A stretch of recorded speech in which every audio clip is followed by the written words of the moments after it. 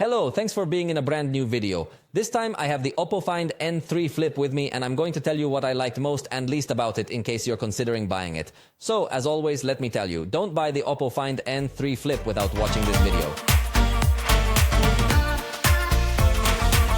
Consider its launch price in Mexico, which was 25,999 pesos. But remember that this will be a very simple video as a summary of the best and worst, but the full video review is available where you can learn about this device in much more depth.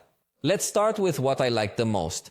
Obviously, the advantages of being a foldable, for example, that it fits everywhere, that you can use it to take pictures without the need for an additional base or tripod. But this one does include a case in the box and also includes a charger. The external screen has a vertical format that allows applications to adapt faster. So you can actually open several applications from this external screen without any problem. You can use them without the need to unfold the cell phone. So it's actually a very good thing. The internal screen has a feature called natural tone. This is something uncommon on Android devices, but very common on the iPhone. It allows the screen to adjust its white balance to more closely resemble the white of the environment. That is, if you are in an environment with the white color a bit turned towards warm tones, the screen will also adapt so that it doesn't feel too strange.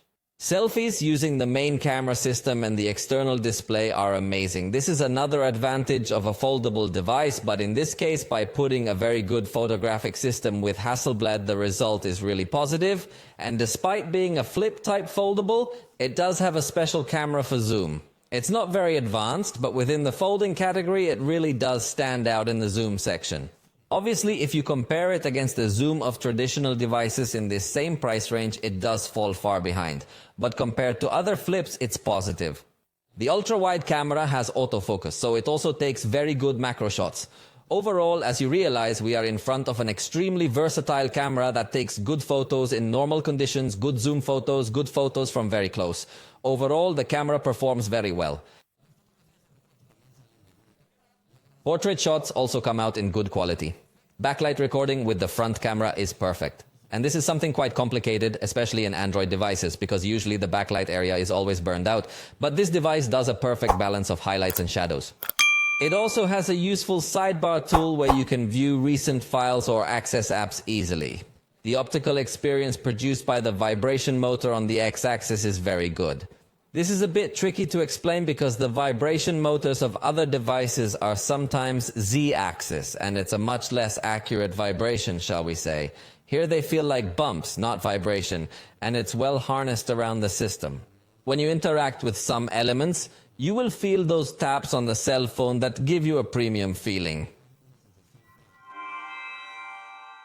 It also brings good security options like app lock, secure folder, and more. It even has a kids mode, so if you are going to lend it to a little one, you can also create several filters so that they do not access other applications that they should not. So it has very good software options focused on security and privacy. And considering that it is a foldable, the battery performs very well.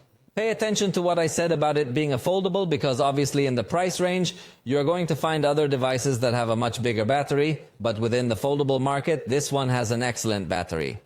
It has the alert slider that will allow you to easily switch between sound, vibration, or mute mode. But not everything I liked. Let me tell you what I didn't like. It doesn't have water resistance. Its main rival, the Galaxy Z Flip, does have water resistance, and that can give you much more assurance that if you accidentally drop it, you will survive. But in this case, unfortunately, it doesn't. Although OPPO claims that these devices pass several quality control tests, including some tests where water is thrown at them, so it's not overly fragile against water either, but it would definitely make it much safer to have a certification. The sound equalizer can only be used when headphones are connected. If you're more of an audio niche and want to customize your speaker experience, it's not possible. The front camera has fixed focus, so the pictures do not come out as spectacular in level of detail, although this is somewhat compensated by the fact that you can take selfies with the main system and the external screen, and here we will find autofocus, so maybe this point could be forgiven. Although the front camera is 32 megapixels, the result doesn't look that detailed. In fact, portrait selfies don't keep objects in focus either. So overall, we could say that the front camera is not that spectacular, and even though the rear cameras have high resolution, it's not that noticeable either. That's not to say that they are bad pictures, but even if you enter the high resolution mode to try to take advantage of all the pixels that these sensors have, it doesn't really look like they are that high resolution pictures. Despite its high price, it can't record in 4K at 60 frames per second. This is something that may sound more advanced or specialized, but for its price, we can demand it. Not all people are going to record in this quality. Definitely most people are going to record either in Full HD or Full HD, but at 30 frames per second, and those qualities are supported by this cell phone. But for the price, we would like to see the maximum capabilities.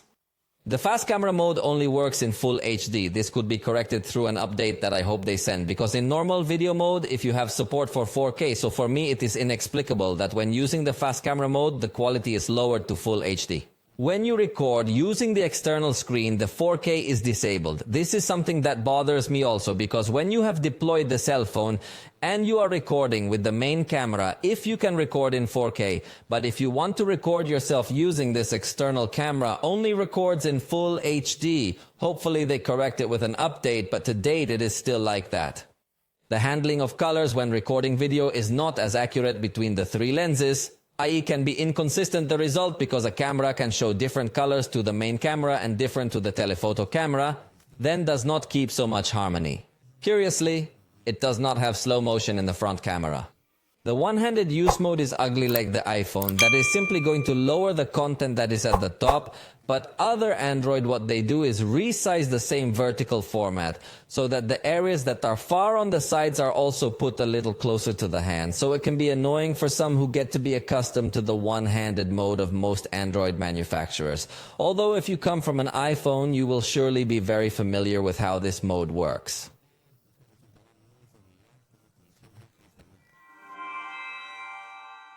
It doesn't have wireless charging, although this is somewhat compensated for because its charger is quite fast.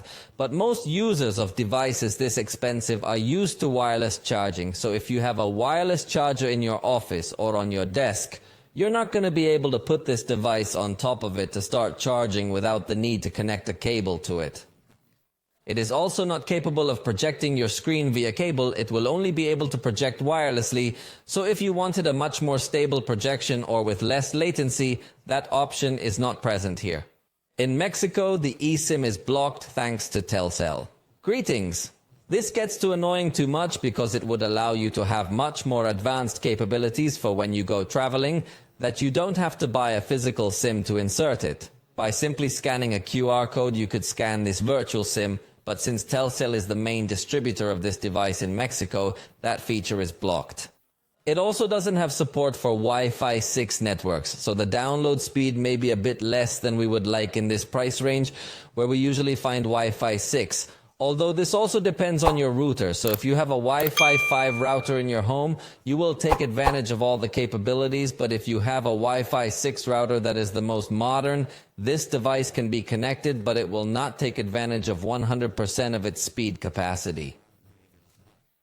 Its proximity sensor is virtual. This sometimes causes a bit of instability when using this sensor, which is usually taken advantage of to make calls or listen to WhatsApp audios directly here. Sometimes that experience can become unstable. And if you want it for gaming, I really do not recommend it, because being a foldable, it gets to heat up much more by not having as much space for cooling. But if you already bought it, let me know your experience in the comments. Tell me absolutely everything about it. Tell me if the screen has failed, if it was damaged or not. How did the battery perform? What did you think of the cameras? If you dropped it in the water, tell us if it survived or not. Absolutely everything we want to know in the comments. For the moment, this has been all for this video. If you liked it, you know you can let us know, and we'll see you next time.